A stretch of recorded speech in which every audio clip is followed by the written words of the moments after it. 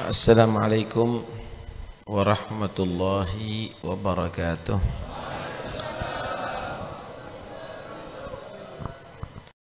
Bismillah walhamdulillah wassalatu wassalamu ala rasulillah Sayyidina Maulana Muhammad bin Abdullah wa ala alihi wa sahbihi wa man walah wa la hawla wa la quwwata illa billah, amma ba'd.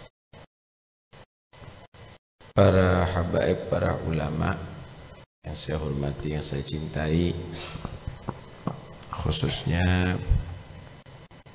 Al-Habib Muhsin bin Abdullah Al-Hamid, pengasuh majlis, pembina majlis Al-Habib Saleh bin Muhsin Al-Hamid,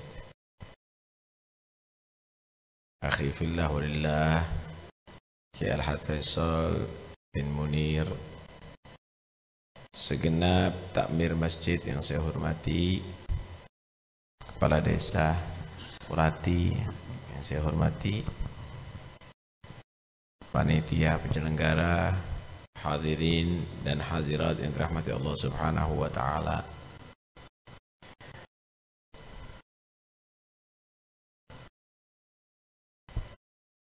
Orang cinta itu pasti yang dicari ridhonya orang yang dicintai. Cinta sama orang tua, yang dicari ridhonya orang tua. Cinta sama guru, yang dicari ridhonya guru. Cinta sama suami, yang dicari ridhonya suami. Cinta sama istri, yang dicari kebahagiaan istri. Cinta sama anak, yang diharapkan baktinya anak, dan seterusnya. Cinta sama Nabi, yang diharapkan adalah syafaatnya Nabi Muhammad. Cinta kepada Nabi, yang diharapkan kumpul dengan Nabi Muhammad. Karena itu orang yang cinta dan berharap itu harus ada usaha. Santri belajar ilmu harapannya jadi alim. Kalau sudah harapannya jadi alim harus ada usaha. Ya belajarnya giat, ya dimurajaai, ya diapalkan.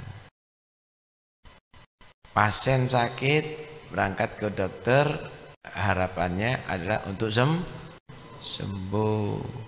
Berharap sembuh ya harus ada usaha. Ya diminum obatnya walaupun pahit, ya siap disuntik walaupun agak sedikit sakit. Petani itu berharap panen, tapi harus ada buktinya, usaha. Cari bibit yang bagus, cari sawah yang subur, kemudian diairi, dipupui. Itu namanya orang yang berharap serius.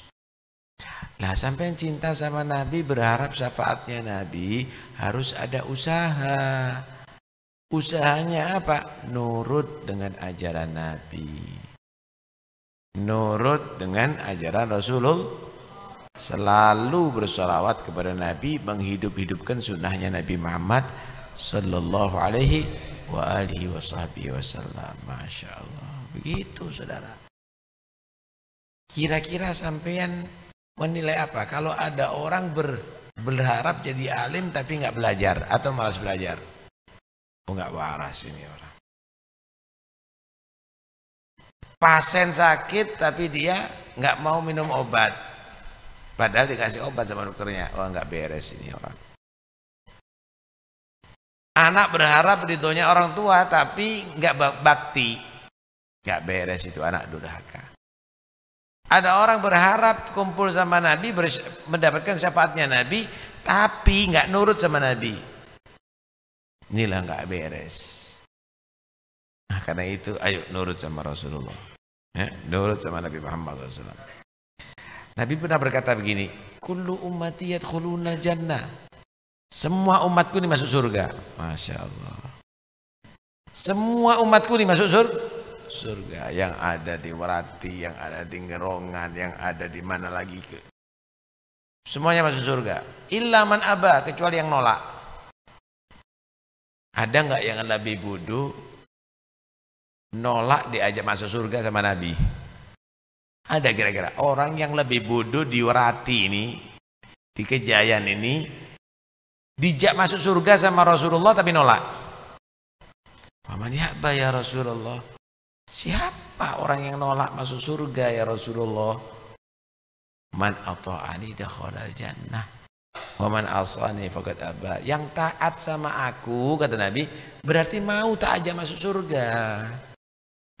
Yang maksiat dengan aku, nggak nurut sama aku, berarti nolak masuk surga. Kepingin tahu sampean orang yang menolak masuk surga bersama Nabi? Kalau Ramadan tidak puasa, kalau adzan tidak sholat, nggak sholat Jumat, itu orang diajak masuk surga sama Nabi tapi nolak itu. Dalam hadis juga digambarkan kalau ada seorang raja, dia tadi itu membuat jamuan ada di istana. Wah, jamuan raja.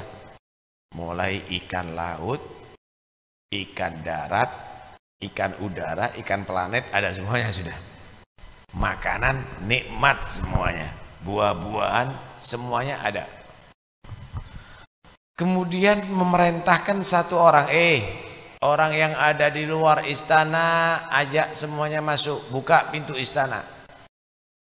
Kasih tahu siapa yang masuk pintu, maka dia bisa menikmati hidangan yang ada di dalam istana, jamuan yang ada dalam istana.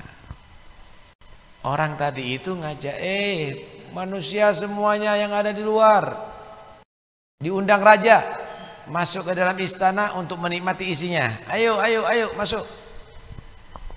Yang menyambut ajakan berarti masuk dalam istana bisa menikmati jamuan di dalam istana.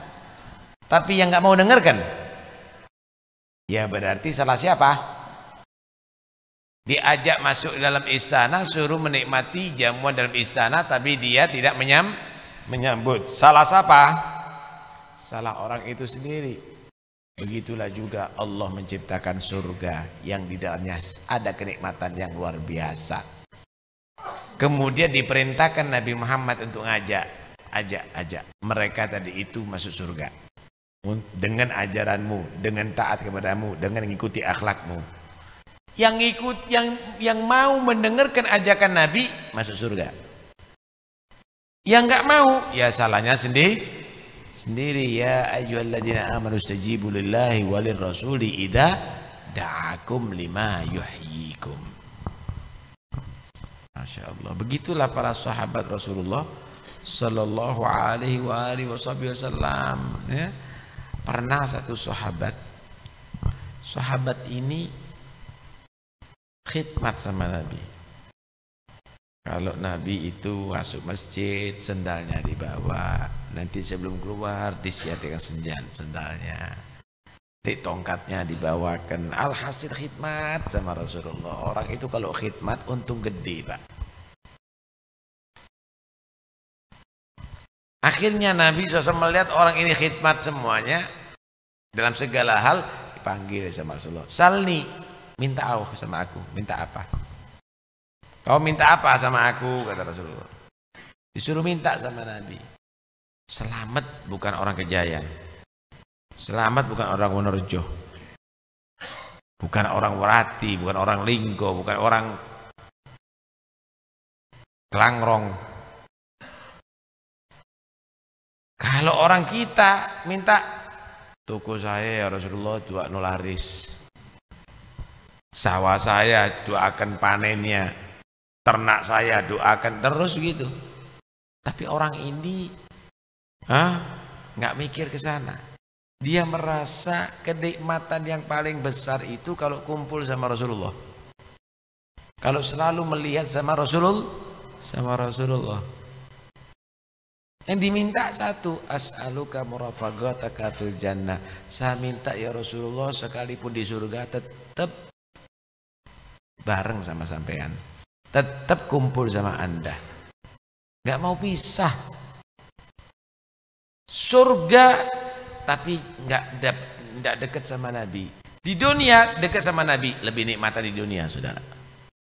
Bagi para sahabat begitu. Karena itu yang diharapkan sama Rasulullah sampai ada di surga Allah.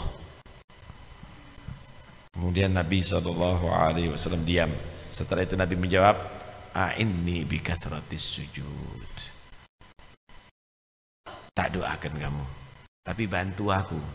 Saya doakan, saya mohonkan, tapi bantuan aku, kata Rasulullah. Yang banyak sujud, yang banyak sholat. Begitu. Pingin syafaatnya Rasulullah, bantu Rasulullah. Yang banyak sholawat, yang banyak sholat sunnah. Sholat duha, qobliyah, ba'diyah, sholat berjamaah, sholat qiyamul lail. Lawang sampean enggak qiyamul lail tapi main kartu, main karambol, nonton TV. Bantu Nabi. Kalau kepingin bersama Nabi, bantu Rasulullah. Sampai semuanya bisa sama Rasulullah sampai di hari kiamat. Sampai masuk surga bersama Nabi. Mudah dan semuanya bisa.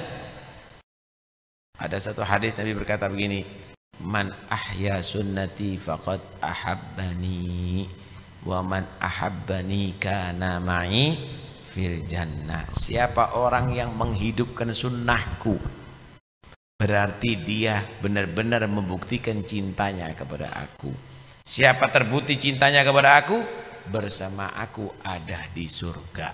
Allah. Saya mau tanya, sampean bisa nggak sholat berjamaah? Kira-kira bisa nggak? Wah sibuk, saya punya pabrik 8. Enggak. Waduh, saya ini jadi presiden, sibuk. Enggak juga. Sampean bisa nggak sholat qobliyah ba'diyah? Bisa.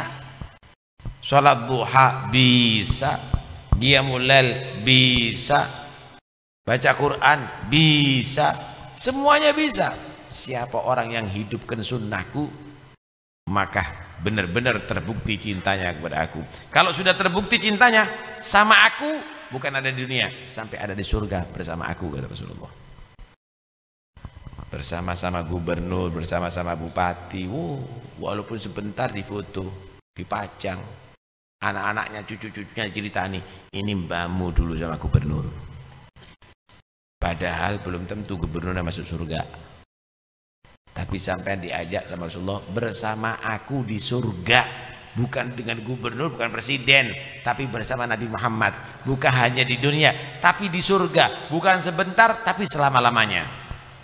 Asal menghidupkan sunnahnya Nabi Muhammad. Saya mau tanya, kalau makan baca doanya Nabi enggak? Boten lali, Beb. Setelah makan baca doa enggak? Enggak. Makannya pakai tata caranya Nabi enggak? Enggak. Minumnya juga begitu. Masuk rumah, masuk kamar mandi, keluar dari kamar mandi, itu hidupkan sunnahnya Nabi. Nanti akan bersama Nabi sampai ada di surga Allah. Itu kan enak sudahnya. Sudah enak kita ini, asal ngikuti Nabi wis bener, antuk ganjaran, akhlaknya bagus, nanti di surga. Bukan hanya di surga, surga bersama Nabi, surga yang tertinggi. Surga tertinggi, begitu saudara. Karena itu, ayo jangan disia-siakan kulo kali sampean ini. Kayak iso ngerebut derajat tertinggi. Kenapa harus jadi orang derajat yang paling rendah? Kalau Anda bisa masuk surga yang tertinggi, kenapa kok nggak Anda rebut itu? Padahal Anda mampu dengan mengikuti sunnahnya Nabi, Anda bisa masuk surga yang tertinggi dan kumpul bersama Nabi Muhammad sallallahu alaihi wasallam. Masya Allah, nikmat Pak, nikmat. Para sahabat itu kalau sumpek, stres, nggak seperti kita. Kalau kita kan cari pemandangan yang indah. Kadang-kadang ke gunung, kadang-kadang ke taman, kadang-kadang ke pantai, kan begitu. Kalau sahabat Rasulullah, kalau sudah banyak pikiran sumpek, ngelihat wajahnya Nabi itu hilang sumpeknya. Kenapa? Nggak ada yang lebih indah daripada Rasulullah. Nggak ada yang lebih indah daripada Nabi Muhammad SAW. Tatanazzahul uyunu fi hadaigi mahasini jamali fala tajidu makhluqan fil wujudi ala midhalih. Mata ini betul-betul menjadi merasa terhibur dengan menyaksikan kecantikan, keindahan wajah Nabi Muhammad SAW sallallahu alaihi wasallam. Apalagi Masya Allah, wa idza tabassama an mithli habbil ghamam.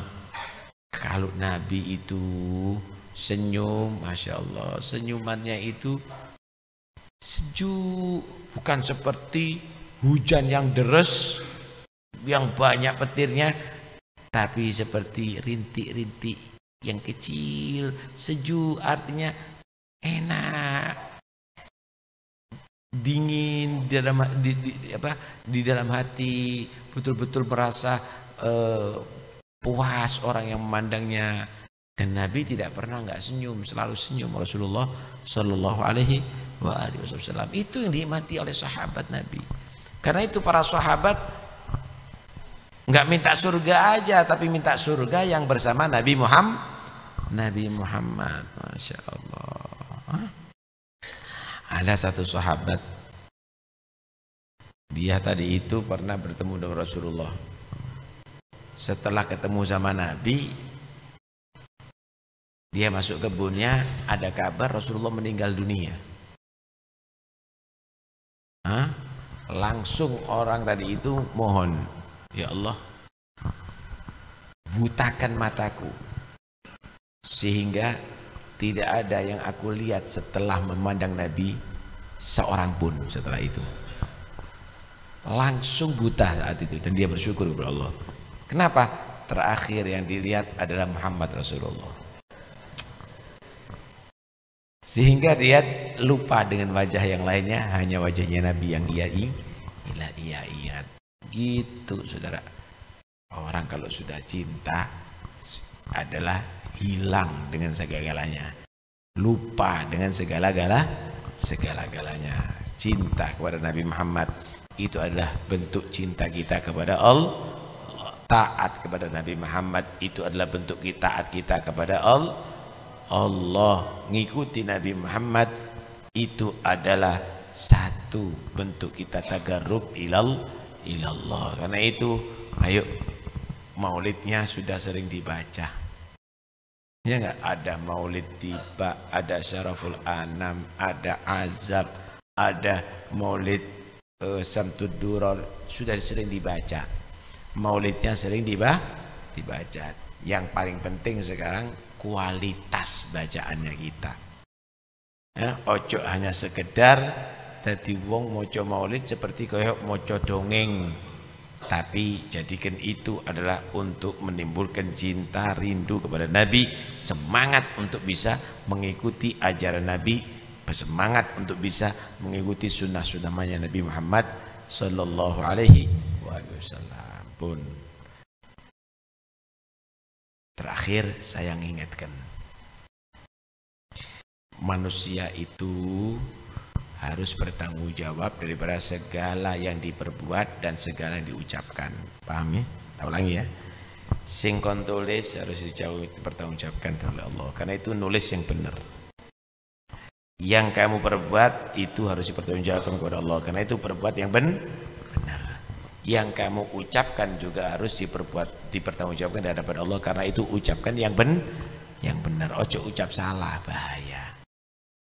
Termasuk ucapan salah kalau orang itu memuji dengan keterlaluan. Kalau sampean bilang Habib Taufik muhibbun Nabi, insya Allah Habib Taufik pecinta Nabi, nah itu bagus, tak apa-apa lah. Tapi kalau Habib Taufik Habibun Nabi, dicinta oleh Nabi, terus toko sopo sampean. Ojo muji-muji gitu ya. Seperti tadi juga murabbi ruhi, jangan, belum kelasnya murabbi. Wis celun Habib Taufik, wis itu sudah sudah tinggi, jangan ditambah-tambahi al-alamah murabbi ruhi, kemudian Habibin Nabi itu jangan. Ya, nanti dipertanggungjawabkan sapa sing ngandani kon Habibin Nabi itu adalah Habib Taufik. Ya, muhibbun Nabi, semuanya kita mudah-mudahan jadi pecinta Rasulullah. Dari tingkatan muhib, pecinta, mudah-mudahan jadi orang yang dicintai. Oh coba engkau akhirnya tertipu, dadi ini tambah dak karuan, gelundung dak karuan nanti saya nih. Ya, jangan muji-muji model begitu. Ada Habib Husin bin Muhammad Al-Haddad. Waliullah itu Habib itu. Habib Husin bin Muhammad Al-Haddad. Habib Jombang, Habib Husin Jombang. Punya anak namanya, tinggalnya di Jombang waktu itu. Punya anak namanya Idrus. Abahnya Ustadz Muhammad bin Idrus Al-Haddad Malang. Anaknya Habib Husin. Tinggalnya ada di Solo. Ketika ada tamu, ada orang Solo berangkat ke Jombang, anaknya ini kirim surat sama abahnya Habib Idrus ini kirim surat kepada abahnya Habib Husin Muhammad Al-Haddad. Di amplopnya ditulis ila hadratil walid al-arif billah Husin bin Muhammad Al-Haddad, kepada kehadiratan orang tuaku al-arif billah Al-Habib Husin Muhammad Al-Haddad. Dilihat amplopnya nggak dibuka isinya. Kau dari Jombang mau kemana? Mau pulang Habib Husin, kata tamunya. Kasih tahu Idrus sekarang harus datang ke Jombang. Pulang ke Solo dikasih tahu harus berangkat sekarang. Berangkat. Putranya Habib Idrus ini menemui abahnya. Beliau sendiri yang cerita ini. Sampai ada di hadapan abahnya ditanya, abahmu nggak seneng dengan suratnya dari kau ini. Saya mau tanya, inti bisa tahu abahnya kamu Al-Arif Billah dari mana? Inti sudah jadi wali, inti sudah jadi kutub. La ya'riful wali illa wali. Atau ada Jibril datang kepada inti. Ya waladi kata dia. Ma yalfidu min qawlin illa ladaihi raqibun atid. Setiap lafaz yang kamu ucapkan dicatat oleh malaikat raqib atid untuk dipertanggungjawabkan. Yang kamu tulis juga harus kamu tertanggungjawabkan. Hati-hati loh. Jangan ente mengatakan al-arif billah tapi orang yang tidak arif billah. Al-wali tapi bukan orang yang wali. Hati-hati, tanggung jawab. Masya Allah, sekelas beliau begitu saudara. Karena itu enggak usah berlebihan. Ada satu hadis Nabi menyatakan, la an ya'tiya ahadukum akhahu bisayfin murhafin khairun min an ya'tiyahu khairun min an yu'tiyahu wa yuthni alaihi. Atau kama qala sallallahu alaihi wasallam. Kalau kamu didatangi oleh orang membawa pedang yang terhunus, itu masih lebih mendingan daripada orang itu datang membawa pujian memuji kamu di hadapan kamu. Gak usah, ya. Nah, kita semuanya di sini adalah pecinta-pecinta Rasulullah.